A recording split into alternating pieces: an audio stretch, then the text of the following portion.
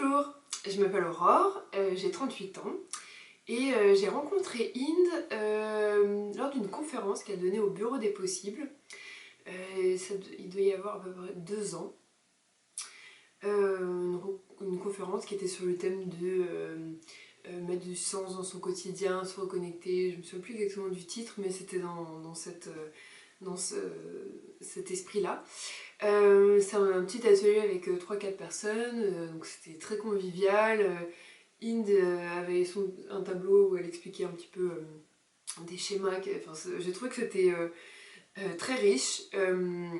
J'ai été assez impressionnée par Inde, dans le sens où j'ai senti que c'était vraiment une personne inspirante, qui avait à la fois le calme et quelque chose d'assez solide en elle. Voilà, c'est la première impression que j'ai vue sur d'Inde, et qui a été vraiment en capacité d'écouter ses intuitions et ce qui arrivait en fait, ce qui arrivait comme ça. Quelques mois après, j'ai pris son programme de 4 séances, 4 séances d'1 heure et demie, 1 heure, 1 heure et demie, où on a commencé à travailler ensemble sur mes problématiques. Quand je suis arrivée, la première séance, au moment où j'ai rencontré Inde, j'étais en plein burn-out. Je me posais des questions sur qu'est-ce que j'allais faire de ma vie, quel était le sens que j'avais envie de donner à ma vie, qui j'étais finalement au plus profond dans ma nature profonde. Et c'est ce qu'on a travaillé avec Inde, à travers non seulement les 4 séances, mais aussi grâce à l'étude de plein potentiel que j'ai faite avec elle.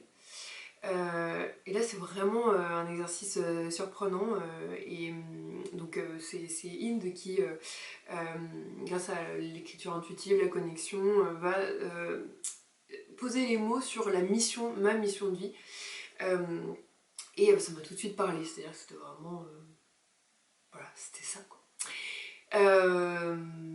Donc ça c'était vraiment très intense pour moi, et aujourd'hui ça résonne encore, c'est quelque chose que je relis régulièrement. Là je les relis parce que je suis en train de faire mon site moi-même, et j'ai intégré une des phrases de la mission de vie parce que ça vibre vraiment en moi.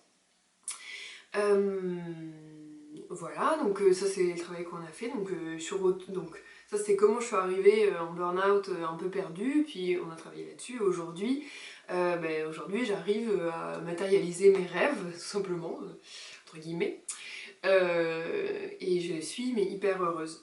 Ce que j'adore avec l'accompagnement de Inde, c'est que ça se fait dans la joie, c'est-à-dire qu'on n'est pas dans un truc où on s'épanche à raconter à quel point être victime c'est compliqué, à quel point oh la vie c'est l'enfer. Non, on expose des problèmes qui sont des problèmes qui existent, hein, qui sont vrais, et on va aller travailler en profondeur là-dessus et essayer de débloquer les blocages, les croyances limitantes, tout ça, à la fois en douceur, mais à la fois d'une simplicité dingue, et ça marche. Quelque chose qui m'a énormément surpris, enfin pas surpris, mais où j'ai été impressionnée, on peut le dire, c'est que Inde arrive à mettre son mental au service de son intuition. Et ça c'est très fort, c'est très très fort, surtout que de ce qu'elle m'avait dit, c'est quelqu'un qui était très très dans le mental, et là elle a réussi en s'alignant, en faisant vraiment l'équilibre entre son féminin et son masculin, à eh bien être au juste endroit, enfin à positionner son mental au juste endroit. Mental et ego, parce que voilà, il n'y a pas, enfin Inde voilà, il n'y a pas d'ego, enfin c'est-à-dire qu'il n'y a pas d'ego.